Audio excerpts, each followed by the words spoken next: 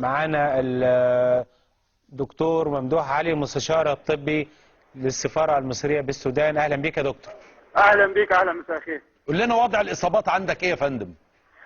دلوقتي احنا كنا في المطار وكان في تجمع للركاب كبير، والتجمع ده كان قدام الباب نتيجه لكل الناس خلصوا الماتش عايزين يسافروا وضغطوا على الباب. الحقيقه في الموقف ده ما حصلش اي اصابات. كان معايا تيم طبي ب 12 طبيب على اعلى مستوى في جميع التخصصات مكلفين من وزاره الصحه، ولفينا على كل الركاب الاف الركاب، ما فيش ولا مصاب في دول.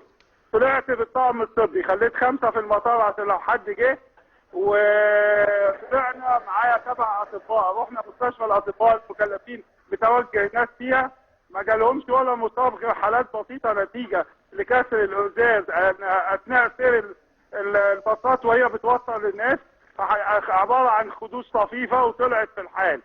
دلوقتي متوجهين لمستشفى اسمها الفؤاد، ومعايا الاطباء وطاقم الاطباء برضو هنطمن على دكتور ممدوح، هل في اي حاله وفيات عندك؟ مفيش وفيات خالص ولا في موقف كده.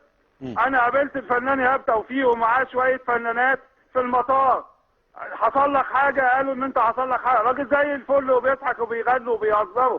الستات اللي معاه هم قالوا له اصل احنا سمعنا ان واحده قطعوها، اصل احنا سمعنا. يا جماعه طب حد شاف حاجه؟ لا احنا سمعنا. احنا معانا ما شفتش غير الفنانين يا الجماهير العاديه هل في اي حاله وفيات؟ بقيه الجماهير العاديه. السفير قاعد في السفاره ومطلع اطقم ندور على مصابين. مش لاقي، انا مش لاقي مصاب.